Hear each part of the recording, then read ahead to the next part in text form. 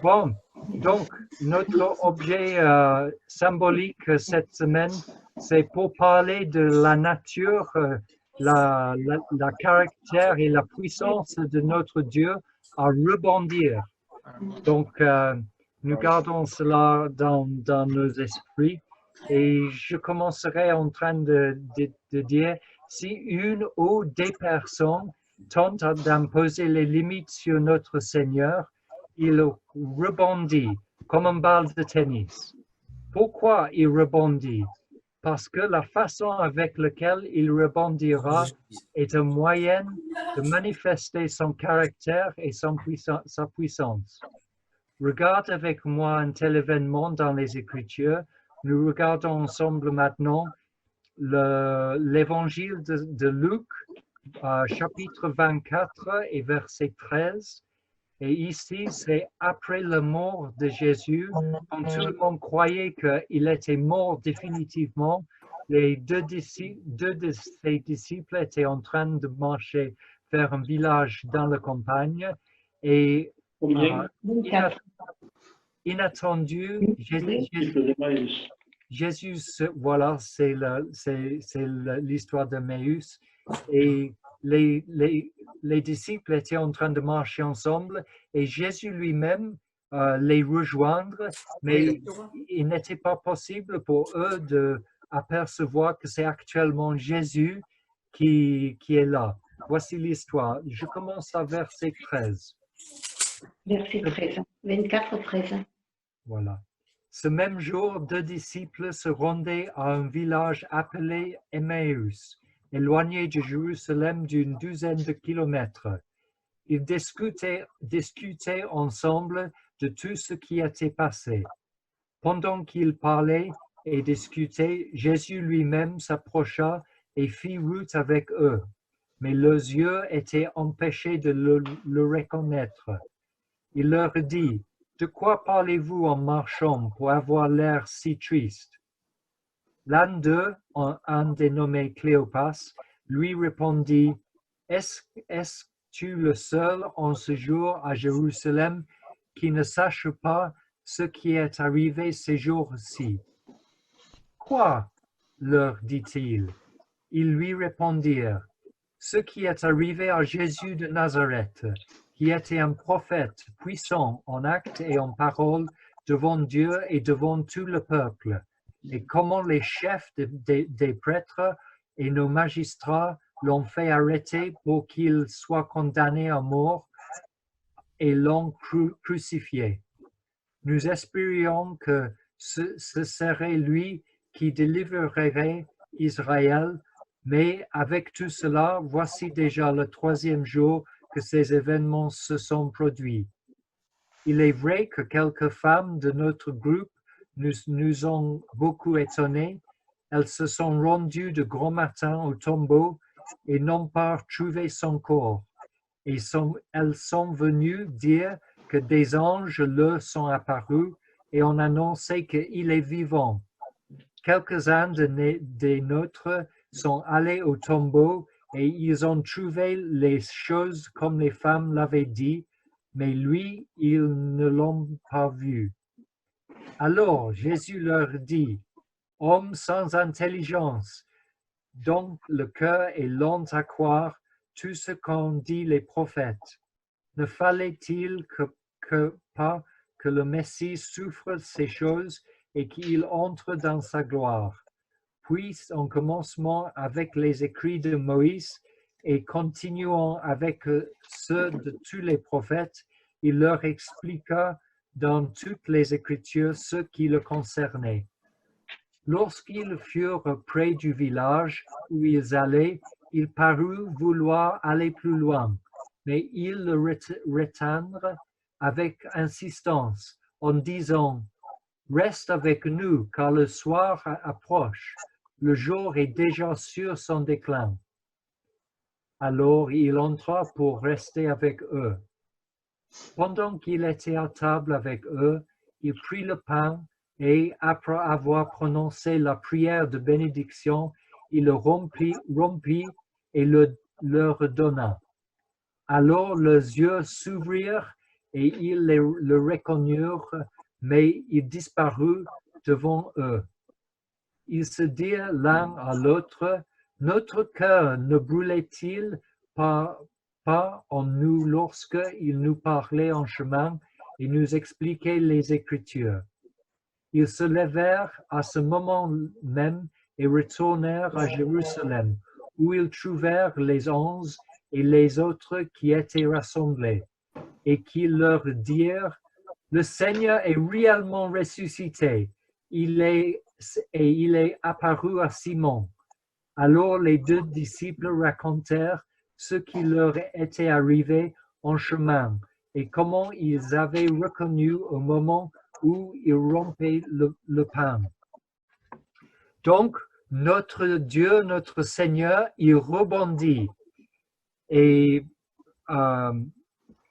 nous voyons Jésus est mis à mort et clac, Jésus rebondit, il est ressuscité et encore plus vivant qu'avant.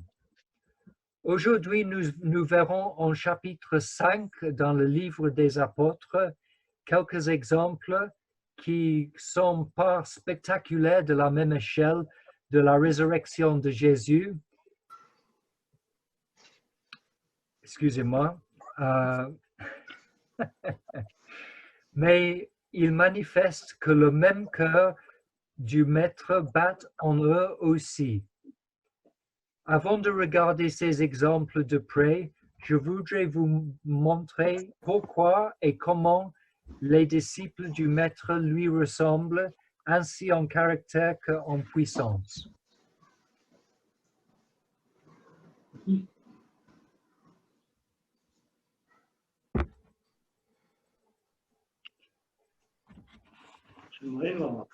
Au commencement de nos... Excusez-moi. Donc, en Jean chapitre 14, verset 12, Jésus faisait des promesses transformateurs aux apôtres. Donc, je lis à partir de verset 12. En vérité, je vous le dis, celui qui croit en moi fera aussi les œuvres que je fais, et il en fera même de plus grands parce que je vais vers mon Père. Tout ce que vous demanderez en mon nom, je le ferai afin que la gloire du Père soit révélée dans le Fils. Si vous me demandez quelque chose en mon nom, je le ferai. Nous voyons dans l'attaque de Saul, plus tard Paul, l'intimité entre les disciples et Jésus. Une manifestation d'une identification totale entre lui et eux. Et nous verrons la conversion.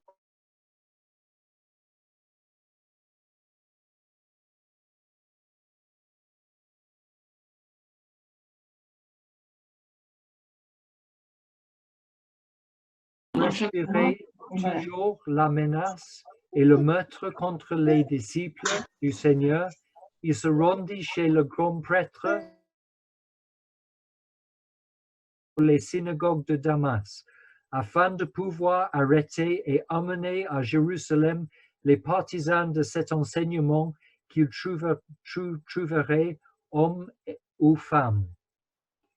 Donc, comme il était en chemin et qu'il approche de Damas, tout à coup, une lumière qui venait du ciel resplendit autour de lui.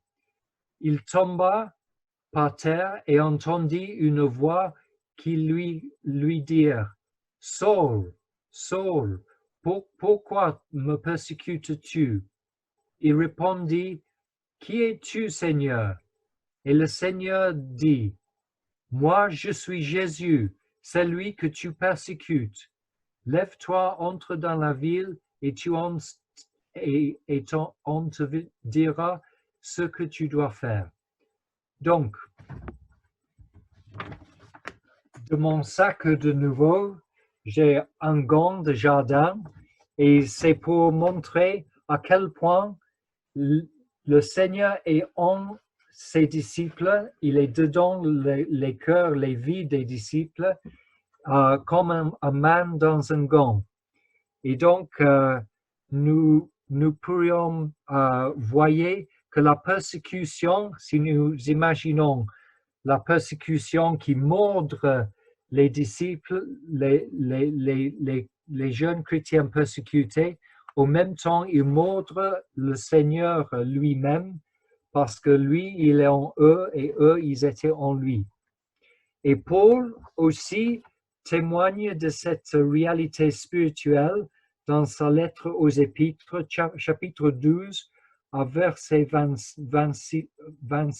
Excusez-moi. Vous êtes le corps de Christ et vous êtes ses membres, chacun pour sa part. Et cette relation intime entre Jésus n'est pas promise qu'aux premiers disciples, mais aux disciples de Jésus de toute génération, même la nôtre. Et nous verrons au dernier chapitre de Matthieu la promesse de Jésus. Je commence à lire à verset 16. Les 11 disciples allèrent en Galilée, sur la montagne que Jésus leur avait désignée. Quand ils le virent, ils se prestonnèrent devant lui, mais quelques-uns eurent des doutes. Jésus approcha et leur dit, « Tout pouvoir m'a été donné dans le ciel et sur la terre.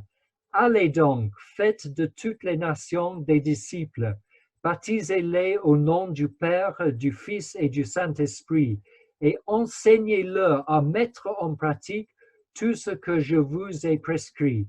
Et moi, je suis avec vous tous les jours jusqu'à la fin du monde. » Donc, nous voyons que dès le commencement de leurs actions pour le Seigneur, Jésus, suite à sa résurrection et son ascension aux cieux, il était au même temps avec eux et en eux, et sa présence et sa gloire rayonnaient à travers eux. Toutes ces réalités, selon la parole, appliquent à nous. Donc, laissons-nous regarder les apôtres en action en Actes chapitre 5 pour voir le genre d'activité et d'échange verbal qu'ils avaient à leur époque, pour comprendre avec quel esprit et quel dynamisme nous sommes invités à adopter. Donc, je vous laisse le temps de trouver le livre des Actes, chapitre 5, pour voir en détail les engagements des disciples. Donc, au commencement de nos extraits des Actes des Apôtres, nous entendons le récit de l'activité surnaturelle des apôtres, la colère des chefs juifs et en les jetant aux prisons, et un tournement des événements vraiment inattendus. Et nous commençons à verset 12 dans le chapitre 5. Beaucoup des signes miraculeux et de prodiges se faisaient au milieu du peuple par l'intermédiaire des apôtres. Je continue à verset 14. Le nombre de ceux qui croyaient au Seigneur, hommes et femmes, augmentait de plus en plus. Je continue aux moitié de verset 16. Ils amènent des malades et des personnes tourmentées par des esprits impurs, et tous étaient guéris. Alors, le grand prêtre et tous ceux qui étaient avec lui, c'est-à-dire le parti des Sadducéens, ils se levèrent remplis de jalousie. Ils firent arrêter les apôtres et les jetèrent dans la prison publique. Le lendemain, le grand prêtre et ceux qui étaient avec lui arrivèrent. Ils convainquèrent le Sanhédrin et tout le conseil des anciens d'Israël. Ils les envoyèrent chercher les apôtres à la prison. Cependant, les gardes, à leur arrivée, ne les trouvaient pas dans la prison. Ils repartirent et firent leur rapport en disant, « Nous avons trouvé la prison soigneusement fermée et les gardiens devant les portes.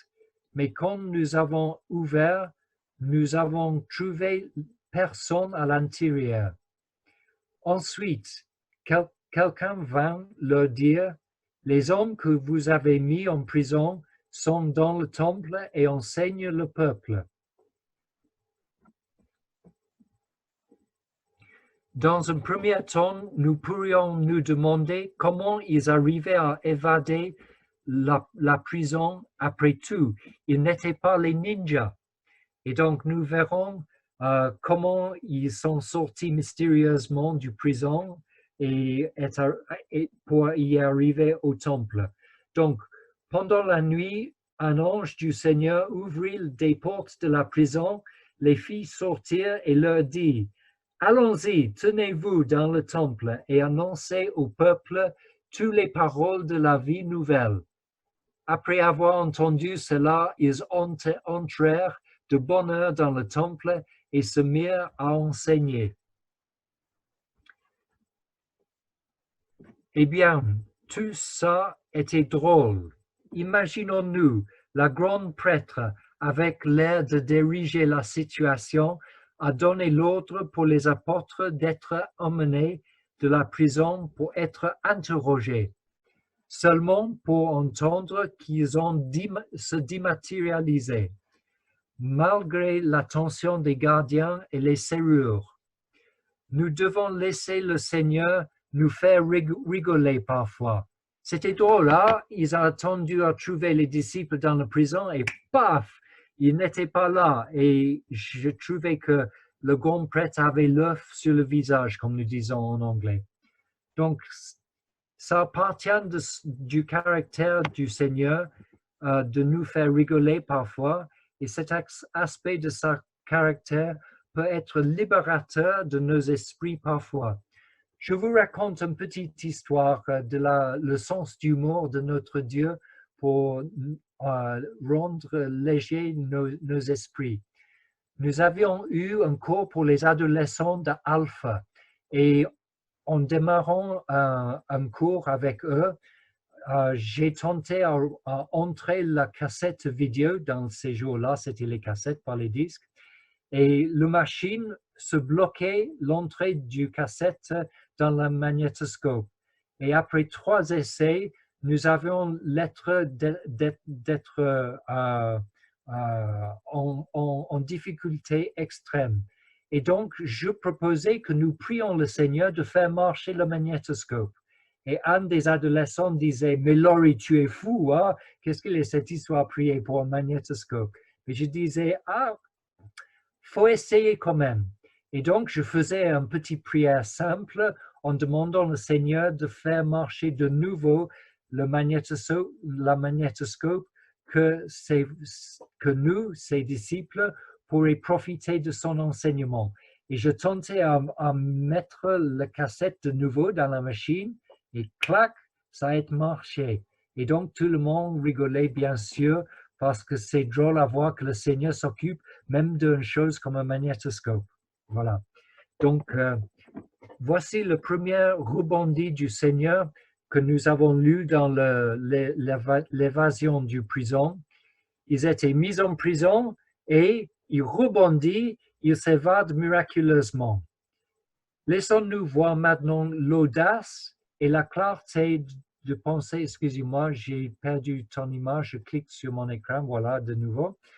Je recommence. Laissons-nous voir maintenant l'audace et la clarté de pensée des apôtres confrontés avec la colère du grand prêtre. C'est en chapitre 5 des livres d'apôtres de nouveau et en verset 28. Excusez-moi.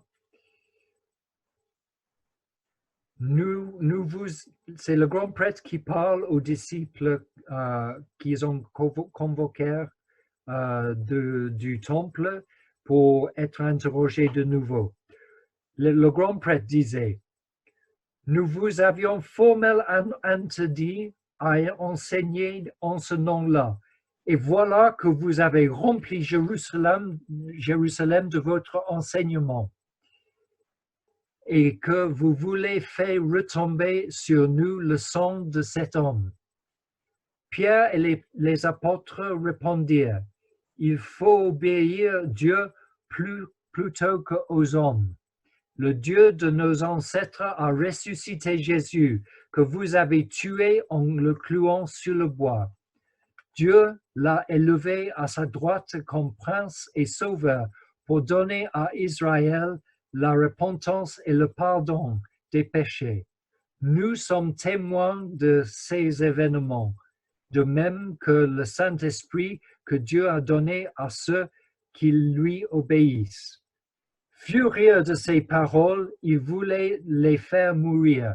Donc voilà le grand clash et cet esprit de rebondir que vit dans le cœur des apôtres, même menacés avec la mort. Ils étaient directs dans le discours, ils répètent leur enseignement devant le grand prêtre et ils refusaient d'être limités par lui. Donc, est-ce que nous, ici, nous les membres de EPI et vous-même qui regardez ce discours, est-ce que nous sommes prêts à défendre notre message libérateur pour avertir les gens de leur état comme pécheurs, comme nous étions nous-mêmes, et le pardon en Jésus pour une nouvelle vie en lui? Donc, dernièrement, nous entendons l'action des chefs religieux et la réaction bouleversante des apôtres, parce que franchement, la réaction que nous entendrons ensemble était vraiment, c'est quelque chose qui était très étonnant. Donc, je lirai quand je retrouve ma Bible, voilà. Donc, ils appelèrent les apôtres, les firent fouetter, leur interdirent de parler au nom de Jésus et les relâchèrent. Et voici la réponse des apôtres. Les apôtres quittèrent le Sanhédrin, joyeux d'avoir été jugés dignes d'être maltraités pour le nom de Jésus. Et chaque jour, dans le temple et dans les maisons, ils ne cessent pas d'enseigner et d'annoncer la bonne nouvelle de Jésus le Messie. Donc, vous voyez, ils étaient interdits à prêcher cet enseignement et ils étaient fouettés et ils réagissent dans tout cela. Et en plus, ils vont directement au temple et continuent jour après jour à enseigner cette réalité de Jésus ressuscité pour nous libérer pour une nouvelle vie.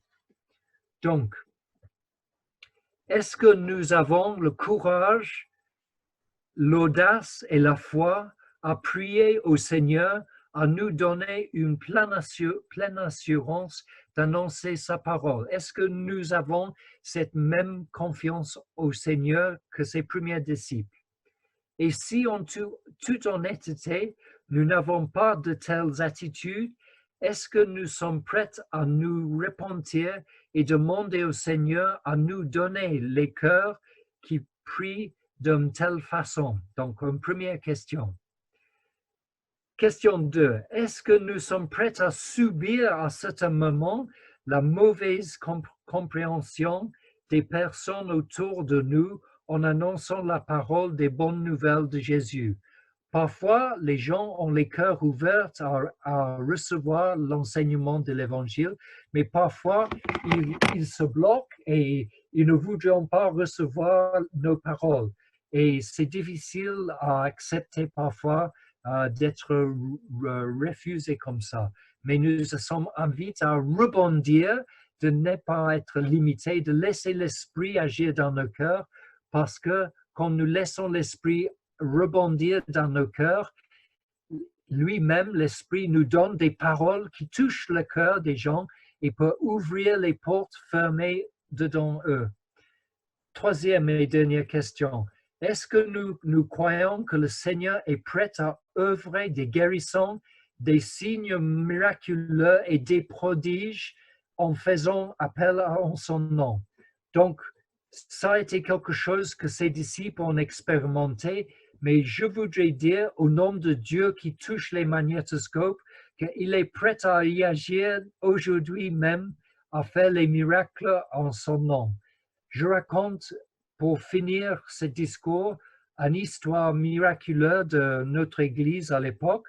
Et dans un deuxième temps, je raconte le cœur d'un disciple qui déborde avec l'amour de Dieu. Donc, premièrement, cette expérience à la fin du culte, ancien temps, nous avions avec nous les pique-niques pour faire un partage ensemble dans un jardin. Et en temps d'approcher la fin du culte, nous avons remarqué à travers les fenêtres de cette église que le ciel était vraiment gris foncé et que nous sommes menacés avec la pluie pour nos pique-niques, c'est ce que nous avons mangé. Et le ciel d'un deuxième temps était tourné presque noir. Et j'avais fait halt de notre culte et j'avais dit à tout le monde présent, messieurs, dames, nous sommes menacés avec une tempête. Je voudrais vous inviter à prier avec les cœurs des petits-enfants devant un Père qui les aime, qu'il nous libère de cette tempête pour que nous pourrions prendre plaisir avec notre pique-nique ensemble.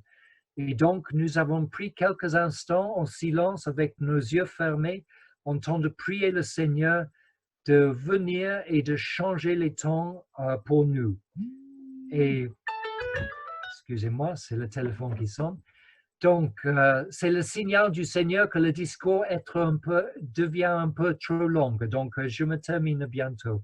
Donc, nous sommes partis dans le jardin d'un membre de notre église avec nos pique-niques et cet ciel encore gris foncé. Et moi, j'hésite parce que j'ai eu l'audace de proposer de prier le Seigneur de changer les temps et il était encore gris foncé. Mais nous sommes commencé quand même nos pique-niques et dans le temps qui suit, en 40 minutes, le ciel était transformé de gris foncé en ciel bleu clair, avec aucun nuage, avec un soleil qui brille. Et donc voilà l'amour de notre Père qui aime ses enfants et qui veut œuvrer les miracles en notre compte pour que nous pourrions apprécier à quel point il nous aime et à quel point il est puissant pour faire des choses pour faire preuve que notre parole, notre enseignement au temps de chrétiens était d'un Dieu qui est réel et vivant. Donc, je termine maintenant avec une petite histoire. Je tenterai à rester bref, mais reste avec moi. J'avais un ami, Alain Mordecai, qui avait une femme qui avait le cancer grave pendant 30 ans. Donc, c'était vraiment une épreuve pour lui. Par la suite, elle était décédée et lui-même était diagnostiqué d'avoir le cancer. Donc, c'était vraiment un deuxième coup pour lui, pour sa vie, parce que c'était un cancer très grave et avancé aussi dans sa vie. Et pendant les derniers mois de sa vie, malgré ses souffrances, il a pensé de faire la livraison de la parole de vie pour chaque jour qui arrive dans ma boîte à lettres pendant 12 mois. Et dans un deuxième temps, il nous invitait à passer des vacances dans sa maison dans les montagnes. Et c'était vraiment touchant que malgré ses souffrances et sa vie qui sombre vers la mort, qu'il pensait à notre égard. Et dernièrement, dans les derniers 10 jours de sa vie, il m'a invité à y aller au restaurant et de manger avec lui. Donc voilà un cœur d'un chrétien qui, malgré ses souffrances, avait un amour qui surabonde et c'était vraiment le pouvoir et l'amour du Seigneur qui œuvre dans sa vie. Et je suis sûr, je suis convaincu que moi, j'étais qu'une personne parmi beaucoup des autres qu'il a béni malgré ses souffrances pour transmettre l'amour du Seigneur.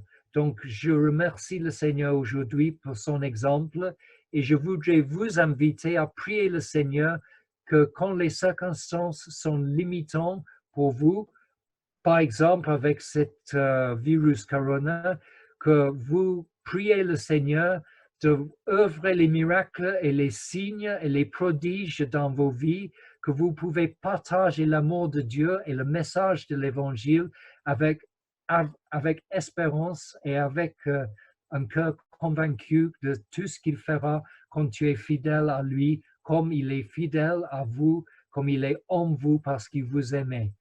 Donc, passez un bon dimanche et bonne continuation dans le Seigneur, que vous expérimentez lui en toi et toi en lui, chacun de nous. Merci beaucoup. Amen.